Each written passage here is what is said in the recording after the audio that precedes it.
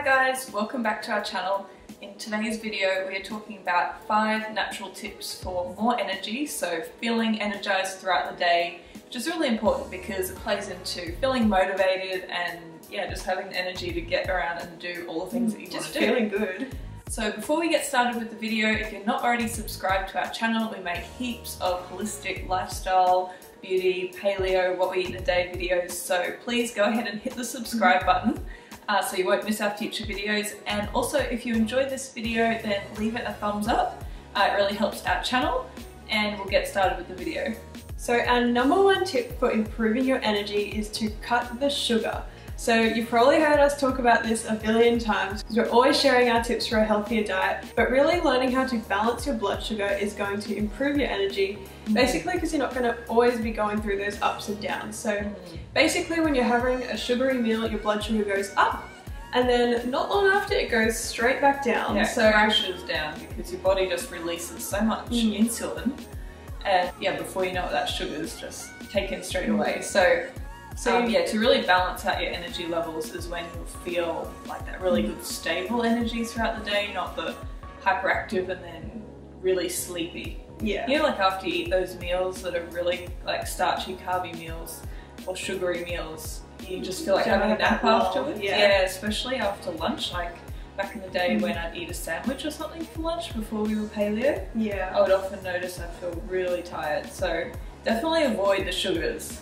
And that goes, like, that's the processed carbs as well, are just as good as sugar, But yeah, when we talk about sugar, we're talking about, all of those processed carbohydrates, obviously like refined sugar like you'll find in cakes and biscuits, but then it can also come back to natural sugars. So a lot of the time people are a bit unsure about things like fruit and such, but fruit is really high in those simple sugars. And we're not saying have no fruit, but it's just having it in moderation. Yeah, and being intentional about it. Like, I have no idea how the people who start their day on the mango smoothie bowls get through the day, because it is, even though it's natural, getting into those higher sugar fruits is going to do the same thing with your blood sugar, especially if you're not really transitioned fully to a healthier lifestyle yet. Like if you're still in a transition, your blood sugar may respond with a lot of imbalance to sugary foods. Or even kind of pairing those foods that are higher in sugar, so things like fruit, with more fats and proteins, so that it's going to slow down that response. Okay, so we're going to move on to number 2. We could go on with tip 1 all day. So tip number 2 is to get a really good breakfast with plenty of protein and fats. So playing back into tip number 1, we want to avoid a lot of those sugary carbohydrates, especially in the morning, because that can really get that roller coaster started. So cereals are out. Cereals are completely out, and we want to focus on getting enough protein, so up around 20 grams of protein for a woman, and also some fats.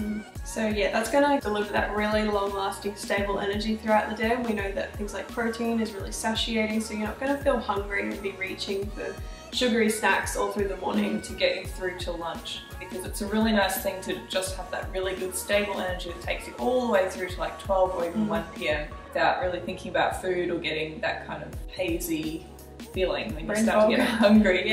So our third tip for more energy, and this is going to be kind of an obvious one, but you want to be getting a good sleep. And one way that you can do that is by limiting your blue light exposure or using blue light blocking goggles. So I've got my goggles here. They're super attractive. I mean, you can get better looking ones. Well, everything seems really weird wearing these in the day. I'm like seeing complete bright orange everywhere now. You can get more fashionable ones, but these are the really good wraparound, so they're going to block blue light exposure really, really well. And you can grab these on Amazon if you're in the US. And in Australia, you can get them from a site called Optimoz. But these are great. So they help you to get that healthy level of melatonin, which is our sleepy hormone, which is suppressed if we get a lot of blue light from devices and things, but we did speak about it in more detail in our sleep video, so if you want to check that out, we'll link it below. But so getting that really good sleep and blocking out blue light as much as possible is going to really help you to feel refreshed and energized the next day. Not always just about those hours either, it's going to be about the quality.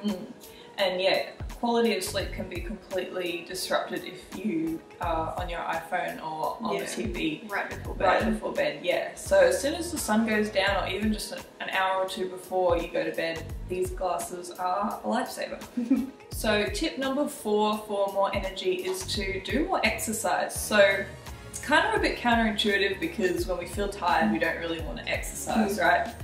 But sometimes what you really need to do is get active and get those feel-good endorphins really flowing. So you may really be surprised at just how much energy you feel after hitting the gym or going for a walk or just doing a simple yoga routine. So there's one that I really like from Yoga with Adriene, and it's called Movement is Medicine, and it's a 15-minute practice that's really geared towards more energy. And I just noticed really getting the blood flow going, it just kind of stirs the pot, and you'll be surprised how much energy you feel after just moving your body.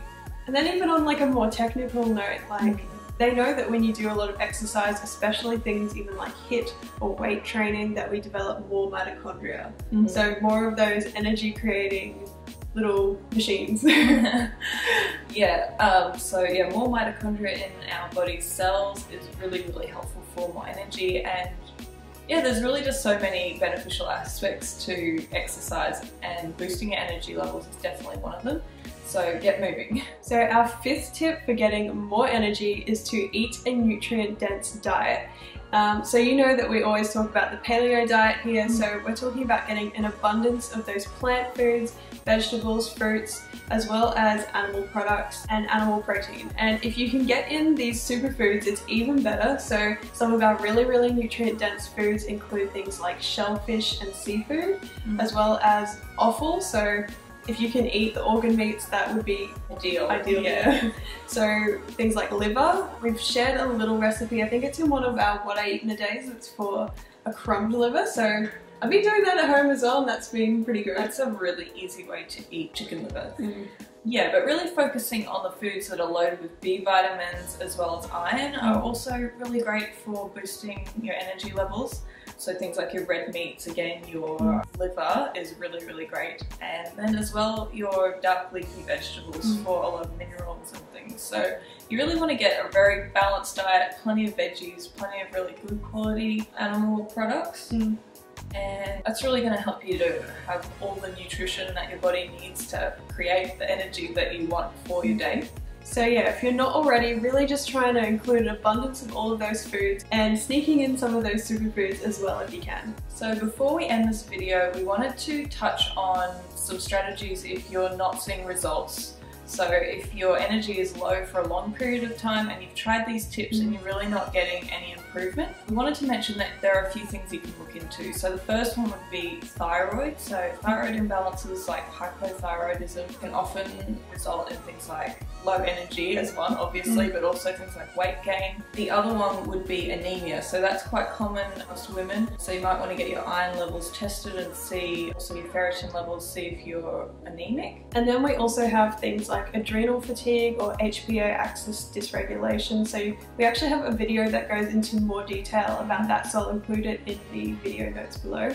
But yeah, that's another really common cause of fatigue that you might want to look into. And then we also have things like chronic fatigue syndrome. So if you suspect that any of these could be problems to you, either visiting your GP and doing some blood work or working with an integrative health professional that can look into all of those things for you would be the best route. Yeah. So we hope you guys found these tips really helpful, and also those side notes if you want to look a little bit further and dig a bit deeper. And I guess we'll see you in the next video. Bye guys. Bye.